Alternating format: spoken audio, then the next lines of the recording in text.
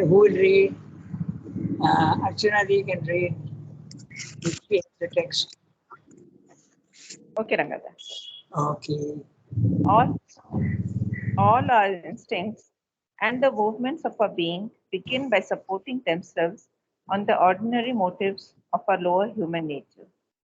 Mixed and egoistic motives at first, but afterwards they purify and elevate themselves.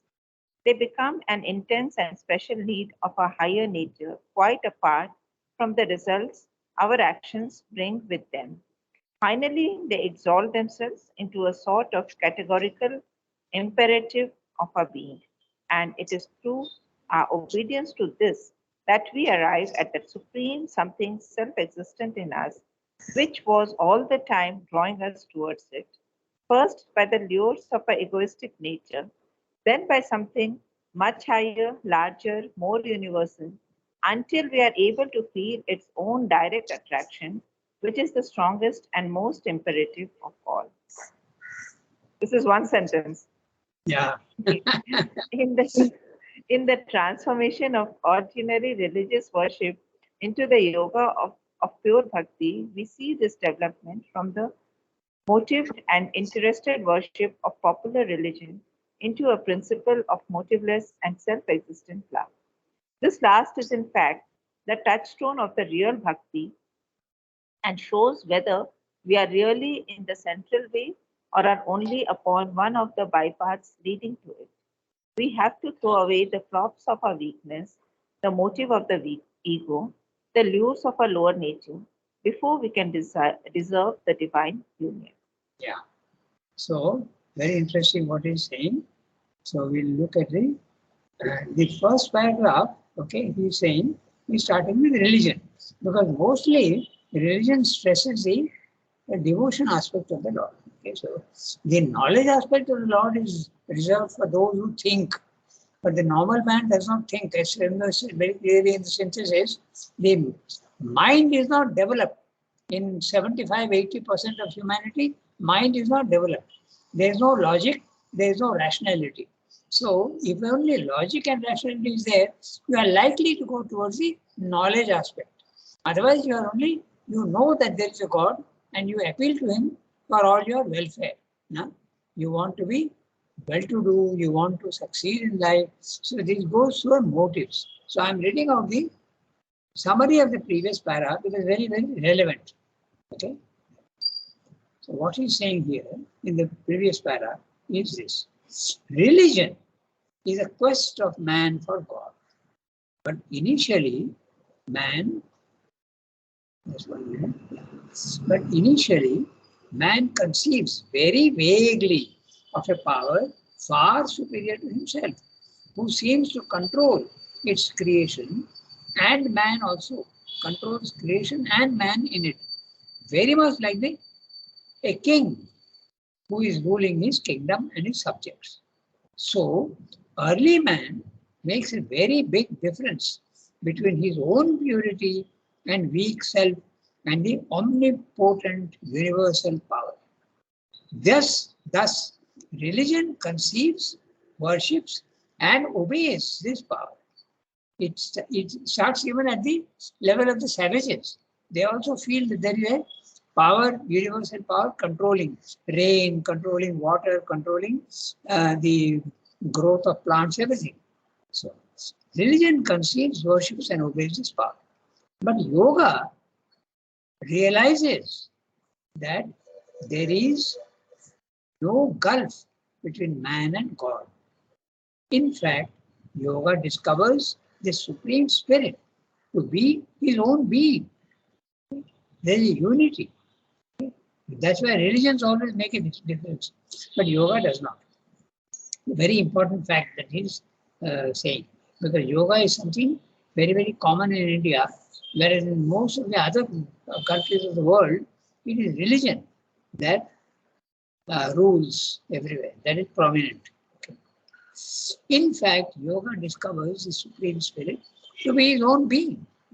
He is myself, I am divine, essentially. Yoga means union, and it can effectuate a complete identity with God. This union can be achieved through knowledge, or it can be through works, or it can be through worship. Okay, knowledge, Jnana Yoga, works, Karma Yoga, worship, Bhakti Yoga. Worship leads to adoration. Adoration ends in an intimacy of love. Love culminates in union. This is what he's saying. This worship is a starting point of the yoga of devotion, Bhakti Yoga. And it is by Bhakti that this highest union is achieved. Okay? That's what he said in the previous paragraph. So now he is contrasting it with the yoga. Okay? Because in religion, you are asking God for something. You are praying to Him. You are wanting. Your desires are there. I read each sentence of the one that we have read today. All our instincts and the movements of our being begin by supporting themselves on the ordinary motives of our lower human nature. And what are they? Mixed and egoistic motives. Sometimes it may not be only egoistic, but it can be mixed also. Slightly higher elements also can come in. Okay, mixed and egoistic at first, but afterwards they purify and elevate themselves. They become purer and become more only giving and not receiving and not asking, not taking, and elevate themselves. They become an intense and special need of our higher nature, quite apart from the results our actions bring with them. Okay? So we are not referring always to whatever is happening in the physical world to us. Sheared purely for the love of the divine. Special need of our higher nature. Higher nature. Huh? The lower nature is always asking for things, quite apart from the results our actions bring with them. Finally, they exalt themselves into a sort of categorical imperative for being. You feel absolutely that you cannot live without the divine. Okay? That's categorical imperative. Two words which are absolutely very, very clear. Categorical imperative of a being. And it is through our obedience to this that we arrive at the supreme something self-existent in us, which was all the time drawing us towards it. First by the lures of our egoistic nature, then by something much higher, larger, more universal, until we are able to feel its own direct attraction, which is the strongest and most imperative of all. In the transformation of ordinary, that long sentence we have not discussed. There are a few interesting things there. Okay, so we'll see. But finally, they exalt themselves into a sort of categorical imperative that we saw, and it is through our obedience. Okay. Now, why have I highlighted obedience? No reason. Obedience to this, that we arrive at the supreme something. This obedience is very interesting. Let me tell you an interesting story. It reminds me. Okay, there was a family. Many of you know the family, but I won't take names. They were very well-to-do, okay, and they had many houses which they needed to sell. But all the family was here, so they appointed somebody from the ashram. That also I won't take the name, but he was appointed to sell the houses and bring the money to mother. Okay, but the family members knew that this person who is being appointed is not very honest. Okay, so they doubted, but mother said, "I want him to do the work because they are offering all the money to mother." So one of them told mother, "Mother, I don't agree with your choice, but as an act of obedience, I will agree to what you're saying." In spite of not wanting, okay, his obedience. That's what that word is so important, okay? Obedience, okay? I don't agree with what you've done. Actually, that's what happened also afterwards, okay? The houses were sold and the money came to the mother, but not the full amount. Much of it was swallowed, okay? So, obedience. I went into the story to tell you obedience. Although he's not agreeing with the thing, it happened. Now, I'll tell you the sequel to the story also. Okay. Then, when mother afterwards, she realized what had happened, okay, because she had faith in everybody. But when she realized, she said sorry to another member of the family. I was quite close to that family, so I know the whole story. Okay? She said, I'm very sorry that this has happened. And this man, who mother had said, I'm sorry, said, what nonsense, mother? They accept what you have done. There's no question of your sorry. She apologized. So that's, now look at mother's humility also. Okay? So this is the thing. So you completely accept. It becomes a categorical imperative of our being. And it's through our obedience to this that we arrive at the supreme something. Now that's another thing. Supreme something. Something is not purposely keeping the word. Something self-existent in us. Why? Because in the beginning we are not at all sure what that is. So Srimdo's prose is only reflecting the confusion that is there in our mind in the beginning. At least doubts and confusion. Not a very clear picture of who God is or what He is. Okay? Self-existent in us, which was all the time drawing us towards it. Something in you, which is a psychic being within you, that is driving you towards the divine. Okay? And how? In stages. First, by the lures of our egoistic nature. There is a higher power, and if I pray to Him, He will give me what I want. Okay? So that's another thing. Okay, He will allow me to. You always go to them for your satisfaction of egoistic nature.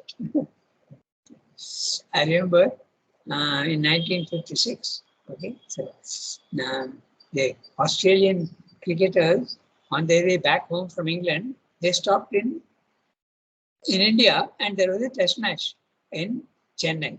And I was 15, 16 years old, and I wanted very much. We were all cricket enthusiasts. So mother said no to some people.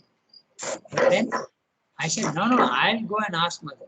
So I went, and she was sitting in the playground storeroom, okay, which is called the captain's room, mother's room. So I went there, and I sat down at her feet. Immediately she knew what I wanted. And she said, oh, you want to go for that cricket match? I said, yes, mother. And she said, yes, okay, you can go. No hesitation at all. She said, yes, you can go. But be very careful. Don't drink any water there. Okay, take only aerated drinks. So just like a mother who is looking after the children, she's telling, take this precaution, take that precaution. Okay, so for whatever you want, even if it's an egoistic thing, you are going to them. That's what I'm pointing out. First, by the lures of our egoistic nature. I wanted something, and you go to the divine for it. Okay, so then by something much higher, larger, more universal, until we are able to feel its own direct attraction, which is the strongest and most imperative of all. Okay, you are not asking for anything. Finally, you are only giving yourself. Okay? In the transformation of ordinary religious worship into the yoga of pure bhakti, we see this development from the motived and interested worship of popular religion into a principle of motiveless and self-existent love. So, very interesting sentence. So, first you have got motives. You approach the divine, oh Lord, make my journey safe, or oh Lord, make the harvest today possible. It may rain and spoil the crops, but please help us to do that. Or you ask for prosperity in every way. So this is the egoistic. You ask for worship. And all religion, when they make offerings at the temples, okay, it is with an intention. You want something.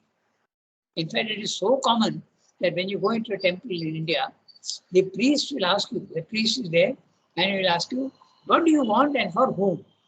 And he will repeat that to the idol. Okay. We're supposed to, and you put some money in his plate, and he does that.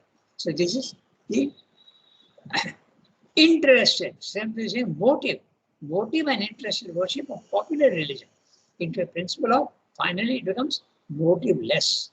Whatever the divine says, you will do, and you will give yourself fully. Self-existent. There is no demand. Self-existent love. This last is in fact the touchstone of the real bhakti and shows whether we are really in the central way or are only upon one of the bypaths leading to it. So Surrender is not dismissing the egoistic worships and all that, because it's a bypath, but ultimately it will lead you to the right way. Okay. So, and he's using the word touchstone. The touchstone, as you know, is in Bengali is a porosh pathor. That is, whatever that stone touches turns into gold. So that is it's the bhakti. If it is real, it becomes a touchstone. Everything that we do, everything that becomes absolutely perfectly pure, and it becomes pure gold. It becomes valuable. This last is in fact the touchstone of the real bhakti and shows whether we are really in the central way or are only upon one of the bypaths leading to it. We have to throw away the props of our weakness, the motives of the ego, the lures of our lower nature, before we can deserve the divine union. If it's here desires and all that, you can't have a divine union. You must be absolutely free of all attachment, desire, and there are three things really lower nature, lures and lower nature, desires, attachments, and ego. That's what it is. It becomes motiveless devotion to God. Progressing. Yeah, tell me. So here the real bhakti, here can you say this is a psychic bhakti? Yeah, the bhakti is motiveless. Yeah. I mean here the real bhakti, Sri Aurobindo emphasized here. The real bhakti, can you say, I think Sri Aurobindo mentioned somewhere like the psychic bhakti. Yes, that's right. The real bhakti comes from the psychic. If it comes from the vital or even the higher vital, there's a mixture. There's always a mixture. And it becomes very gross mixture when you go to the popular religion. In India, it's very, very common. You go to a temple and already make some offering. You offer 100 rupees, but you expect 10 times more. And you make a prayer. Even that is better than not wanting to do anything. This is a common feeling that you have. I think I told you a story once how I was in the press and we had to buy a machine for the centenary work. And the sales manager of the company who was going to sell that machine to us came to visit us, tried to persuade us to buy the machine. And he said, look, he met me and he said, look, I've got Mother's blessings packet in my pocket to influence me that I am already a bhakta of divine, of the ashram. So why don't you buy the machine from me? So, and then he told me that, you know, my faith is so much that whenever I have a problem, I send 100 rupees to the ashram and immediately my problem gets solved. So this is what Sid is talking about, motive and interested worship. Then I asked him, but what happens if your difficulty doesn't get solved? It's possible in the physical world. Then he said, I send another 100 rupees. In advance, it's pure business. God, I'm giving you this much, you give me back something. So this is what he said. But the psychic doesn't demand anything at all. It only wants to give. Okay? Now we go to the next part. Faced with the sense of a power. So either Sunki or Yasmin, any of you? Yes, shall I read? Yes, read Sunki. Faced with a sense of a power, or perhaps a number of powers greater and higher than himself, by whom his life in nature is overshadowed, influenced, governed, man naturally applies to it, or to them, the first primitive feelings of the natural being, among the difficulties, desires, and dangers of that life, fear and interest. The enormous part played by these motives in the evolution of the religious instinct is undeniable, and, in fact, man being what he is, it could hardly have been less. And even when religion has advanced fairly far on its road, we see these motives still surviving, active, playing a sufficiently large part, justified and applied and appealed to by religion herself in support of her claims on man. The fear of God may be said, or it may be added for the sake of historical truth, the fear of the gods is the beginning of religion, a half truth upon which scientific research trying to trace the evolution of religion, ordinarily in a critical and often a hostile rather than in a sympathetic spirit, has laid undue emphasis. But not the fear of God only, for man does not act, even most primitively, from the fear alone, but from twin motives, fear and desire, fear of things unpleasant and maleficent, and desire of things pleasant and beneficent. Therefore, from fear and interest. Life to him is primarily and instinctively, until he learns to live more in his soul, and only secondarily in the action and reaction of outward things. A series of actions and results, things to be desired, pursued, and gained by action, and things to be dreaded and shunned, yet which may come upon him as a result of action. And it is not only by his own action, but by that also of others and of nature around him, that these things comes to him. As soon, then, as he comes to sense a power behind all this, which can influence or determine action and result, he conceives of it as a dispenser of boons and sufferings, able and unable, and able and under certain conditions willing to help him or hurt, save, and destroy. So, under certain conditions, willing to help him or hurt, save, or destroy. This hurt, save, and destroy. And these are the, in some religions it is there. Okay? In many religions, if you do something good, you will be rewarded. If you do something bad, you will be punished. So in both all the Abrahamic religions, Jewish and Christian, this idea is there that he can punish you also. He can send you to hell. So there is no such idea at all in the. So when even the common man, when he speaks, when he wants to describe a man as being a very good man, he says, "Oh, he's a God-fearing man." This is so funny because why should you fear God? You should love him. He's a friend. Okay, he's your father, he's your mother, he's your friend. He's an intimate friend, and he's a guide.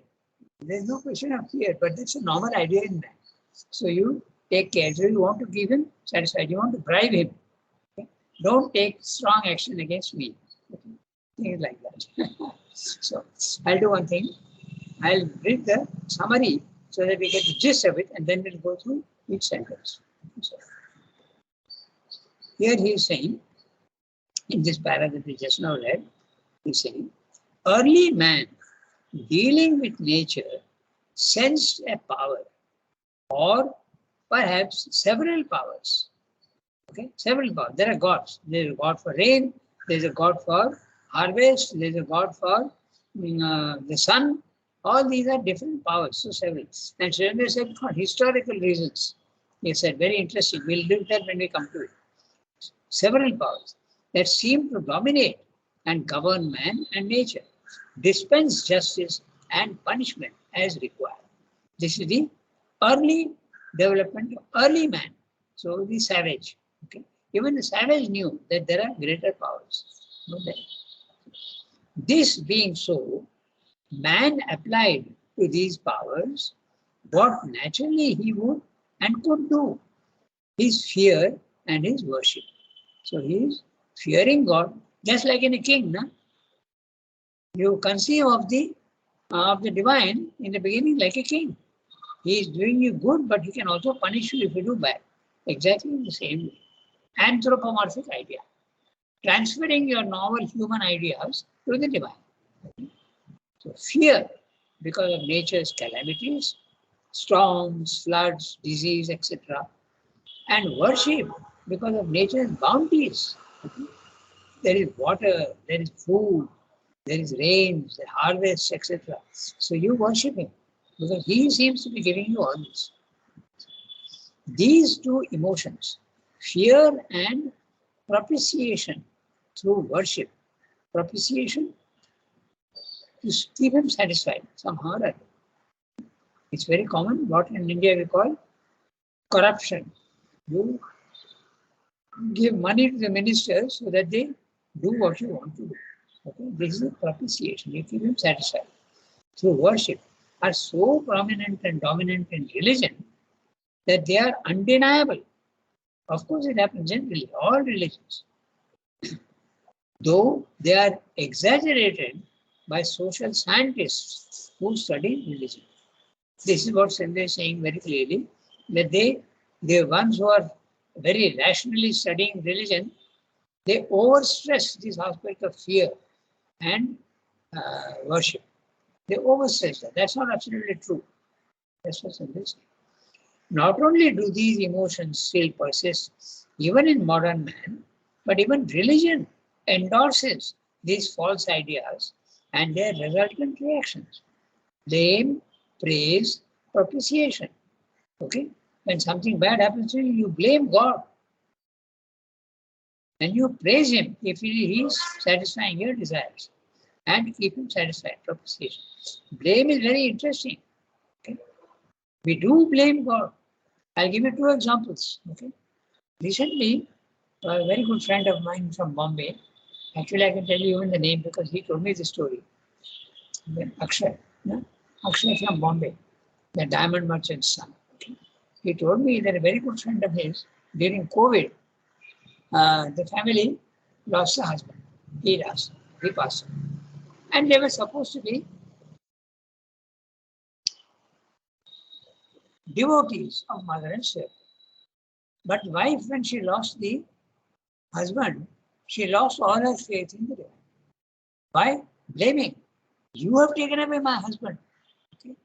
Not COVID. COVID is not taken away. You have taken away. So you blame God.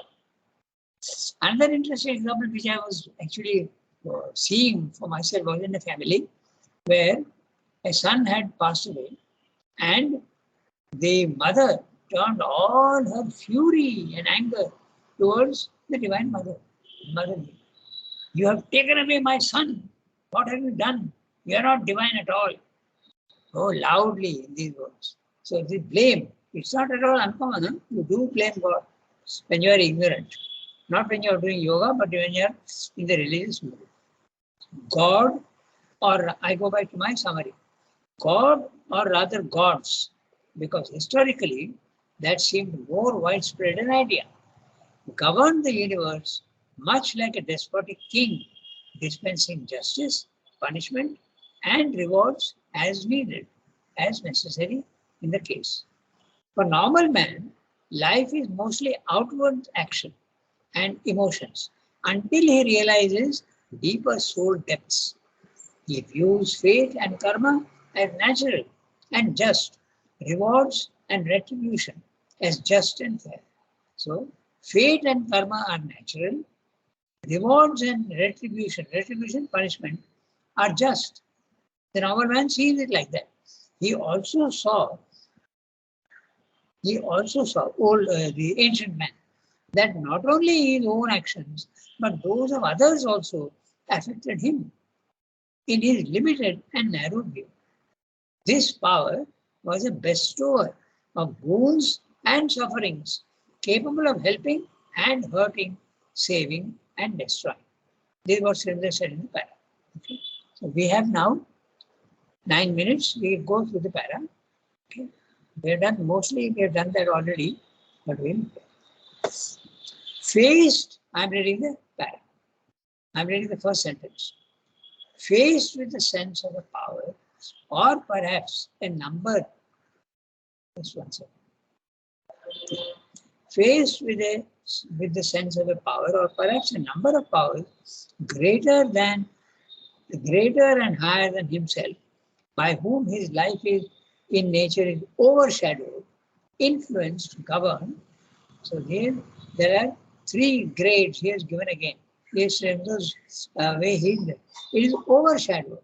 It's much more important. But if you are a very egoistic person, you will say, I will decide my own fate. So then the nature is overshadowing. Then influencing, slightly more positive. Govern, totally. The divine is governing you fully. Or he is only influencing you, or he is overshadowing you. Look at the gradation. Okay. Man naturally applies to it or to them. Because them is the powers, number of powers, gods. The first primitive feelings of the natural being among the difficulties. What are they?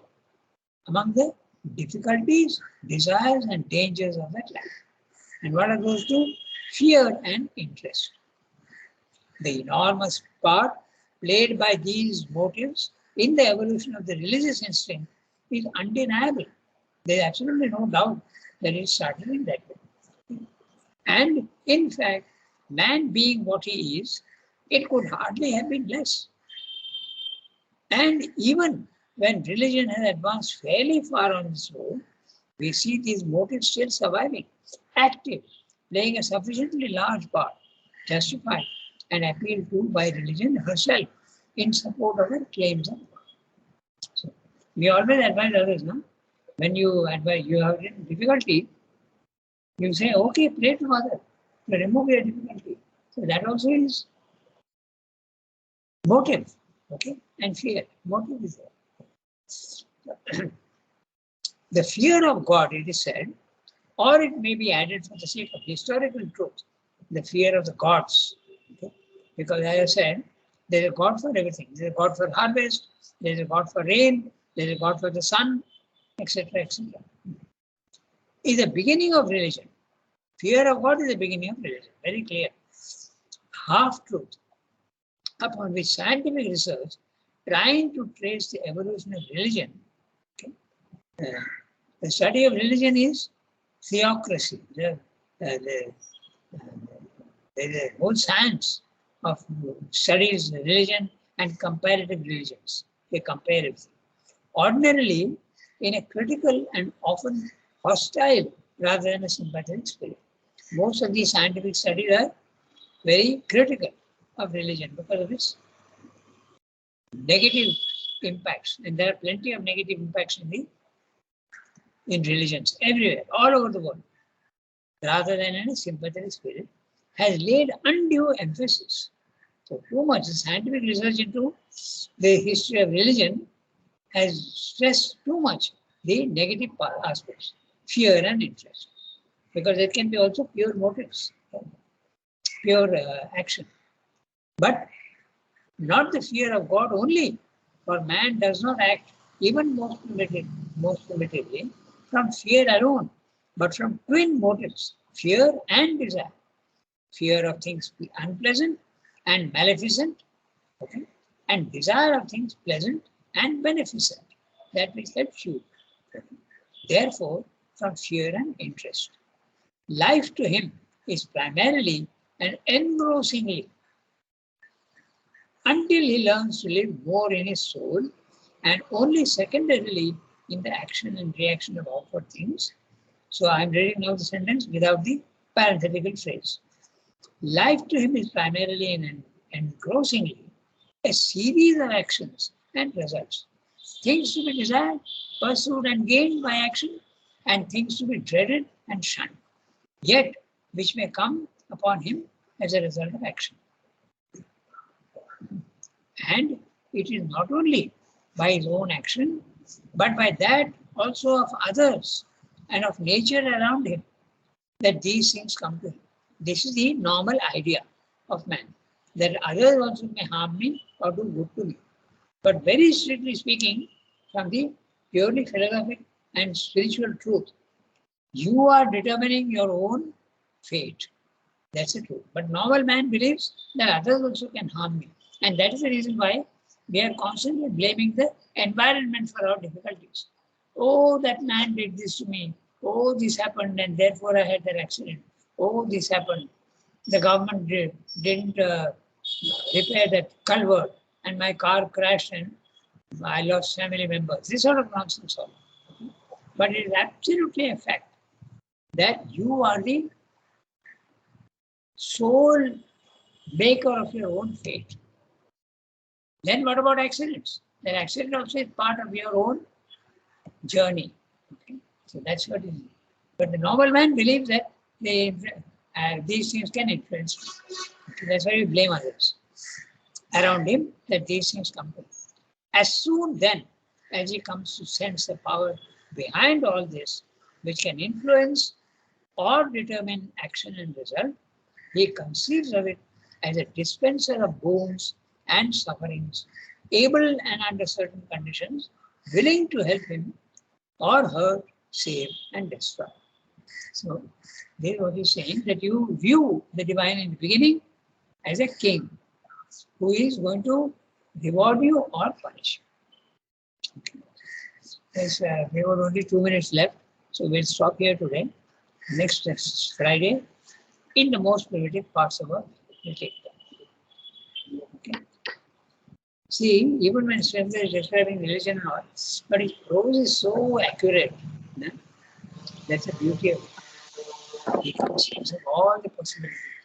And he puts everything. Rangada, Yeah, tell me. Yes.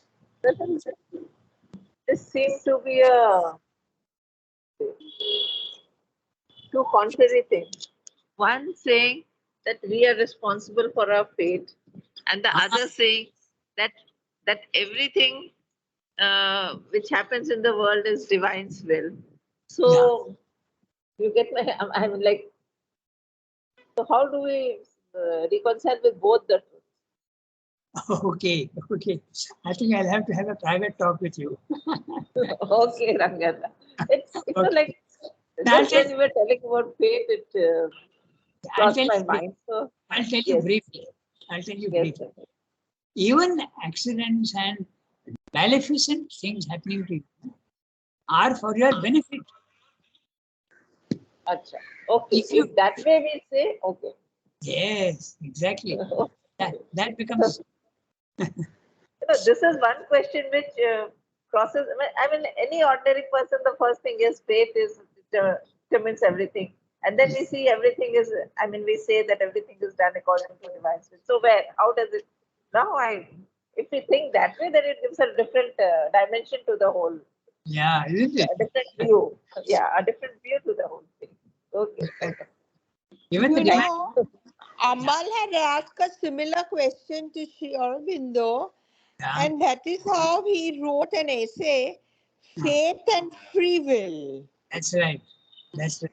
And in that essay, Faith and Free Will, I think Sri Aurobindo had been through that essay of his Yes, and sort of corrected it or accepted it. Because he said, if everything is the divine's will, that means we have no free will. But he says, no, you have a free will at every choice. You can go right or wrong. yeah, It's up to you. And then depending on the consciousness in which you are, what's making that decision, the result will be accordingly. that's right. That is what the Divine Mother says in her prayers and meditations. Okay, now, since Archana asked that question, I recently received a WhatsApp message in which it went like this. There's a man who is saying, I asked God for power and he gave me difficulties. Okay, so you can understand now, the difficulty will help you to get the power. Then I asked for love. He put me in conditions where people were hating me. So I asked for consciousness and I had to face the unconsciousness of us. So he gives you the opposites so that you can conquer them. That's the whole idea. So if that is so, then there's nothing negative in the world. What if you are identified with your body, mind, life, there are negative things. But if you are identified with your soul or your psychic being, everything is for your own benefit. This is the explanation of you are making your own fate. Yeah, it's a very interesting question. It depends on what you are identifying yourself. And we are all identifying ourselves with our body, mind, life. And therefore, we take it as difficulties. But difficulties are not difficulties, they are opportunities. That's what you have to say. Even in our ordinary ignorance, if we understand it even mentally, it does help. That a difficulty is given to you to solve so that you conquer the difficulty and get mastery.